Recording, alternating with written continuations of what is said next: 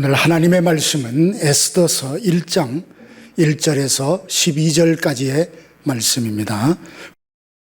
이 일은 아하수에로 왕 때에 있었던 일이니 아하수에로는 인도로부터 구스까지 127지방을 다스리는 왕이라.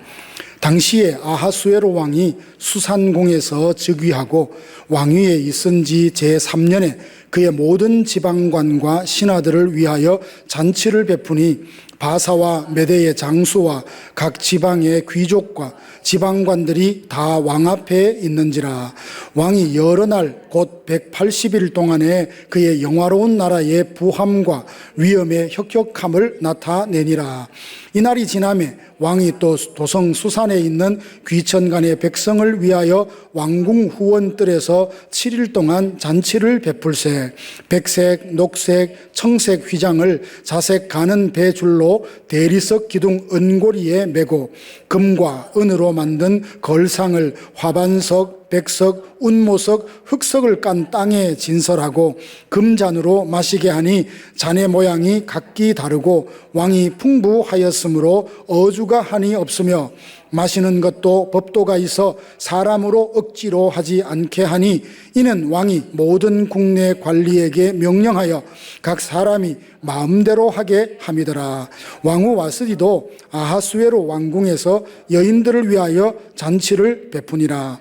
제7일에 왕이 주흥이 일어나서 어전 넷이 무후만과 비스다와 하르보나와 빅다와 아박다와 세달과 가르가스 7사람을 명령하여 왕후 와스디를 청하여 왕후의 관을 정제하고 왕 앞으로 나오게 하여 그의 아리따움을 뭇 백성과 지방관들에게 보이게 하라 하니 이는 왕후의 용모가 보기에 좋음이라.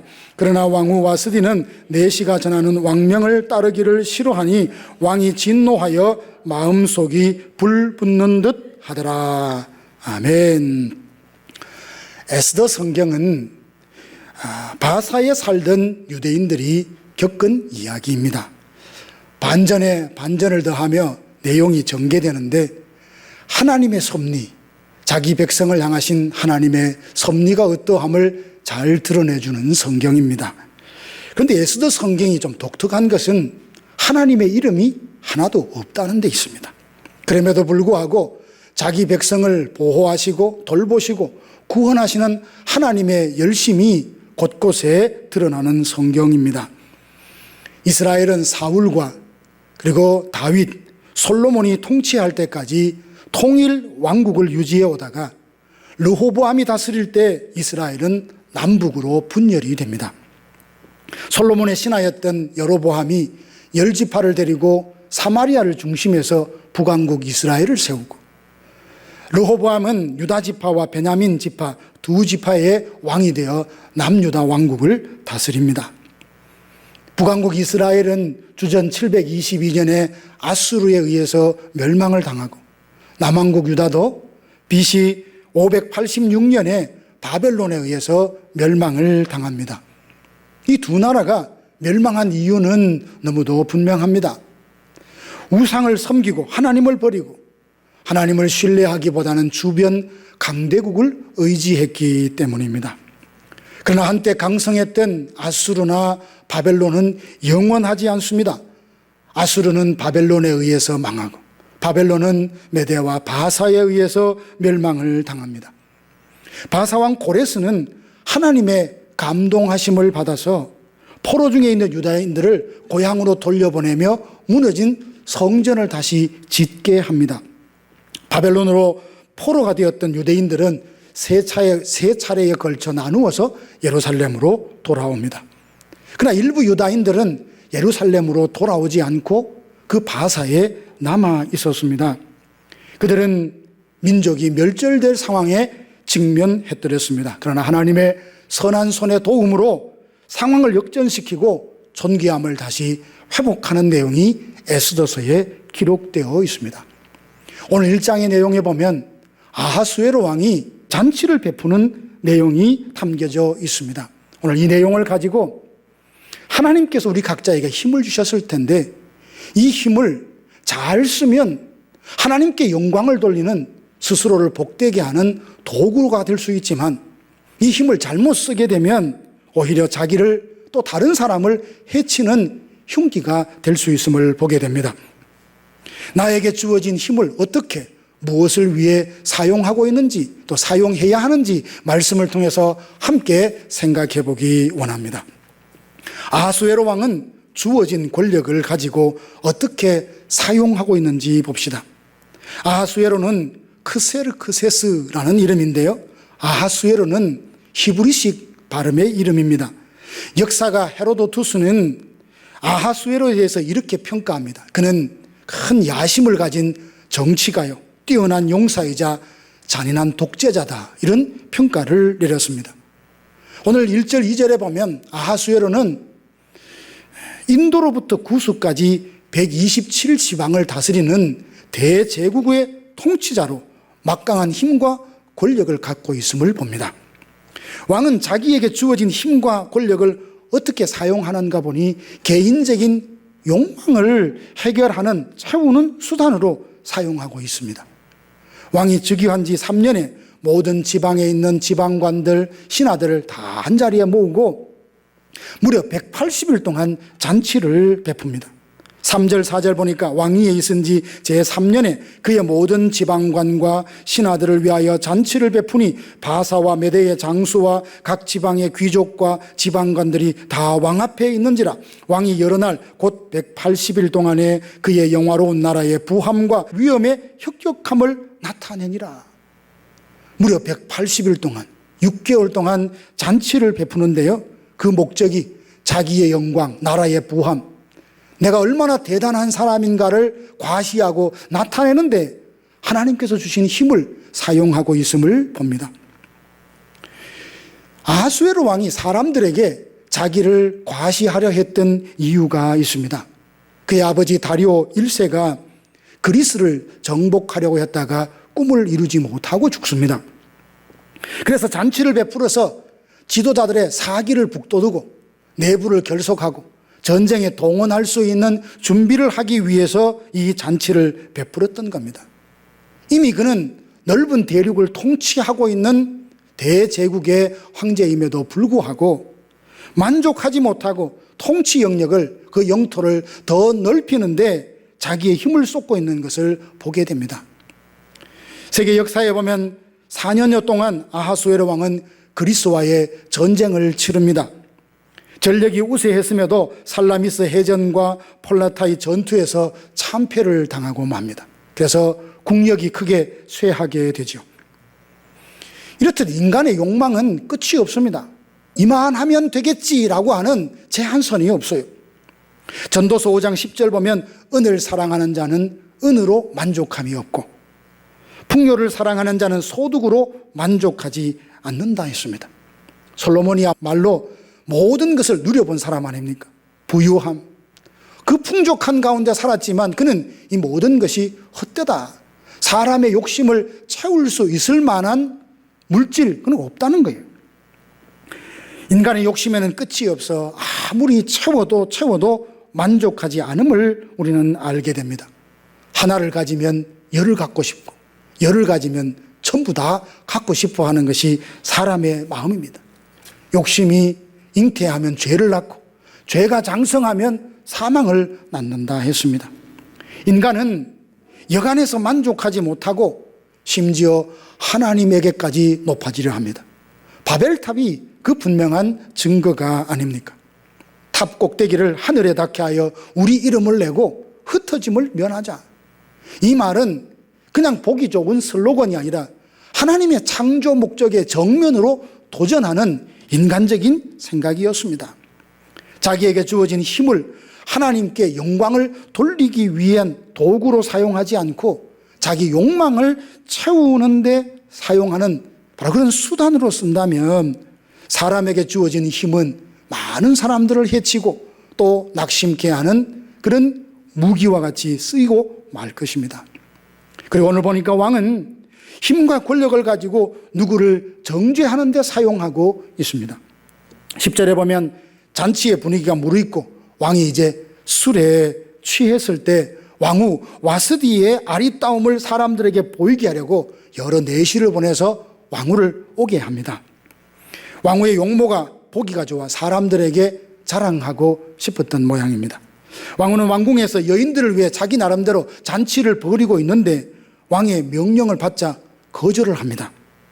12절 보니까 왕후 와스디가 내시가 전하는 왕명을 따르기를 싫어했다, 이런 표현을 보니까 마치 사람들 앞에서 자기를 놀잇감으로 그렇게 부르는 것 같았는지 왕명을 거절합니다. 왕의 부름에 단호한 왕후의 거절, 이것이 왕의 마음에 분노를 불붙듯 일어나게 만들었습니다. 아하수에로 왕은 누구도 자기 말에 다 복종을 하니 세상이 다 자기 손안에 있다고 생각했을 겁니다. 그런데 왕후에게 보기 좋게 거절당하자 마음에 불이 붙듯 분노가 일어났던 거죠. 아마 왕후의 거절을 받았으니 왕으로서, 남편으로서 체면이 말이 아니었을 겁니다. 그러니 화가 날 법도 하지만 그는 오히려 자기 마음을 다스려야 했습니다. 왕의 극한 분노로 그는 상황을 확대해서 해석을 합니다. 왕후가 나타나지 않는 일은 왕명을 거절한 일이고 그냥 지나칠 수 없는 죄라, 이렇게 여긴 겁니다. 이때 그 왕의 눈치를 보는 내시 무무간이라는 사람이 있어요. 이 사람도 왕의 눈치를 살피다가 맞장구를 쳐서 오히려 과응 대응을 하도록 그렇게 왕을 부추기는 모습을 봅니다. 왕후 와스디가 왕에게만 잘못한 것이 아니라 바사에 살고 있는 모든 남편들에게 다 잘못한 겁니다. 여자들이 남편들을 멸시할 수 있는 명분을 줬습니다. 이런 평가를 들으며 왕후를 폐위해야 된다고 과잉 대응에 제한을 주고 있습니다. 분노가 극에 달하면 상황을 더 크게 확대하게 되면서 과잉 대응을 해서 상황을 더 어렵게 만듭니다. 인도에서 아프리카 구스까지 넓은 대륙을 다스리는 왕이라고 하지만 정녕 그 마음에 분노의 감정을 다스리지 못하는 사람인 것을 우리가 보게 됩니다. 분노를 정당화하고 명분을 만들어서 왕후를 폐위시키고 사람을 무너뜨리고 정죄하는데 그에게 주어진 힘과 권력을 사용하는 것을 봅니다. 하나님께서 맡겨주신 권력 가지고 백성을 평안하게 행복하게 하지 않고 자기 분노를 누그러뜨리는, 쉽게 말해서 화풀이용으로 쓰고 있는 것을 보게 됩니다. 잠언 16장 32절 말씀 보면 노하기를 더디하는 자는 용사보다 낫고 자기 마음을 다스리는 자는 성을 빼앗는 자보다 더 낫다라고 합니다. 넓은 대륙을 다스리는 힘과 권력으로 자기의 요구를 거절한 왕후를 폐위하는 데 사용하는 것을 봅니다. 신하들도 왕의 비위를 맞추어서 자기 자리를 연명하는 데만 관심을 둡니다. 왕이나 신하나 모두 자기에게 주어진 힘과 권력, 그 지위를 사용해서 욕심을 만족해 하는 일에 쓰고 있는 모습을 보게 됩니다. 다윗의 군대 장관이었던 요압 또한 자기에게 주어진 힘을 욕망을 채우는 데 사용한 사람 중에 한 사람입니다. 요압은 전쟁에 능한 장수로 다윗의 군대 장관입니다. 요압의 개인의 능력이 출중해서도 그러하지만 다윗과 친인척 사이라 왕에게 은혜를 입어 군대 장관이 됐지 않겠습니까? 처음에는 다윗의 편에 서서 공을 세운 신실한 병기와 같은 사람이었습니다. 그러나 시간이 지나면서 지위에 대한 욕망 때문에 겸손과 절제를 잃어버립니다. 사울의 군대 장관이었던 아브넬이 사울의 아들 이스보셋을 버리고 다윗에게로 돌아옵니다. 이때는 다윗이 사울의 집안과 전쟁 중이라서 아직도 온 이스라엘의 지지를 받지 못한 때라 아브넬이 와서 함께 합류해 준다면 다윗에게는 굉장히 큰 도움이 될 겁니다. 그래서 다윗은 아브넬을 잘 대접해서 보냅니다. 근데 요압이 이 소식을 듣고 아브넬을 뒤따라가서 그를 죽여버립니다. 아브넬은 요압의 친동생을 죽였으니 바로 그 복수를 하는 겁니다. 개인적인 감정을 앞세워서 아브넬을 죽이자 사울의 집안과 오랜만에 화해할 수 있는 기회가 무산될 뻔했습니다. 그뿐만 아니라 다윗은 아들 압살롬이 반역을 일으켰을 때에 반역은 진정하되 아들 압살롬은 죽이지 말라라고 당부했습니다. 그런데도 이 소식을 알고도 요압은 압살롬을 죽여버리죠. 압살롬 반역 사건이 다 마무리되자 요압을 대신해서 아마샤라는 사람에게 군대 장관을 맡겼더니 요압은 그 아마샤도 죽여버리고 자기가 군대 장관 자리를 꿰찹니다. 자기에게 주어진 힘으로 자기 욕심을 채우고 지위를 지키기 위해서 함부로 칼을 휘두르는 힘을 잘못 사용하는 그 요압의 모습을 보게 됩니다. 다윗은 요압을 곁에 두고도 마음이 편치 않았습니다. 마지막 죽음을 앞두고는 아들 솔로몬에게 유언하기를 요압으로 하여금 백발을 가지고 편히 죽지 않도록 그렇게 하라고 유언을 남길 정도입니다. 아수에로 왕이나 요압은 자기에게 주어진 힘을 은혜로 여기지 않았고 자기 욕심을 채우는 수단으로 사용했습니다. 저와 여러분 모두에게도 하나님이 나름대로 힘을 주셨다는 것 여러분 아십니까? 내게 무슨 힘이 있습니까? 라고 생각할지 모릅니다. 경험도 힘입니다. 지식도 힘입니다. 정보를 갖고 있는 것도 힘이요, 물질도 힘이고 학연, 지연 등 넓은 인맥을 가진 것도 힘입니다. 교회에서나 사회에서 일터에서 부여된 지위도 일종의 힘입니다. 하나님께서 우리에게 주신 힘을 여러분은 어떻게 사용하고 있습니까? 이건 내 건데 내가 원하는 것, 내 욕심의 만족을 위해서 쓴들 무슨 잘못이 있느냐고 생각한다면 이것은 큰 착각입니다. 사람들은 지금보다 더 큰 힘, 더 높은 지위, 더 강력한 영향력을 원합니다. 왜 그것이 필요한지, 주어진 힘을 어떻게 사용해야 하는지 분명한 사용처와 목적을 이해하지 못한 채 더 높이 올라가라고, 더 강한 힘을 갖기를 원하고 더 부유하기를 원합니다. 누가복음 12장 48절 말씀해 보면 예수님은 무릇 많이 받은 자에게는 많이 요구할 것이요 많이 맡은 자에게는 많이 달라 할 것이라 라는 말씀하십니다. 우리에게 주어진 모든 것이 하나님께로부터 왔습니다. 그러면 하나님의 것이죠. 하나님은 각 사람의 능력대로 형편대로 그 힘을 나누어 주십니다. 그러나 하나님께로 받은 것은 일종의 책임입니다. 건강이든 물질이든 탁월한 기술이나 재능이든 경험이든 무엇이든 간에 하나님께로 왔다면 하나님이 그것을 우리에게 맡기시고 그것을 통해서 선한 목적을 이루는 데 쓰라고 수단으로 도구로 주시는 겁니다. 그래서 많이 맡은 자는 당연히 하나님께서 많이 달라고 요구하실 것입니다. 부모에게 주어진 힘이 있습니다. 그 힘으로 가정을 화평하게 하고 자녀를 잘 양육하는 데 쓰면 그것보다 더 좋은 도구가 어디 있겠습니까? 그러나 부모가 가진 힘으로 가정을 파괴하고 아이를 학대한다면 부모가 가진 그 힘은 사람을 해치고 아이들의 인생을 망치는 무서운 무기가 될 것입니다. 비즈니스나 회사를 경영하시는 분도 나름대로 힘을 갖고 있습니다. 지위와 물질을 가지고 종업원들을 쥐락펴락할 수 있는 위치에 있지 않습니까? 그 힘으로 보람된 일터를 만들 수도 있고 그 힘으로 누군가의 삶에 가해를 줄 수도 있다는 사실입니다. 물질, 경험, 지식, 지위, 직분, 인맥, 은사와 재능 등 하나님께서 내게 맡겨주신 힘을 도대체 무엇을 위해 사용하고 있는지 우리는 늘 자신에게 되물어야 합니다. 내 만족과 욕망을 채우기 위해 사람을 선동하거나 위협하는 무기로 사용하고 있지는 않습니까? 아니면 교회에 덕을 세우고 사람을 세우고 하나님의 뜻을 이루는 좋은 도구로 사용하고 계십니까? 사람이 한 번 죽는 것은 정해진 것이고 그 후에는 심판이 있다 했습니다. 주어진 힘을 가지고 선하게 진실되게 사용하고 끝까지 충성하십시다. 그래서 우리의 삶이 하나님의 기쁨이 되어서 마지막 하나님 앞에 설 때에 잘했다 칭찬받는 우리 모두가 되시기를 주님의 이름으로 축원합니다.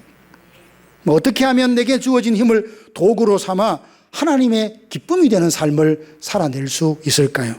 먼저 우리 자신이 하나님께 부름받은 청직이라는 사실을 잊어버리면 안 됩니다. 세례 요한은 많은 사람들이 찾아와서 당신이 우리가 기다리는 메시아인가라는 질문을 받았습니다. 그는 주저하지 않고 나는 그리스도가 아니다, 나는 메시아가 아니다라고 자기의 정체성을 분명히 밝혔습니다. 종들도 여러 종들이 있습니다.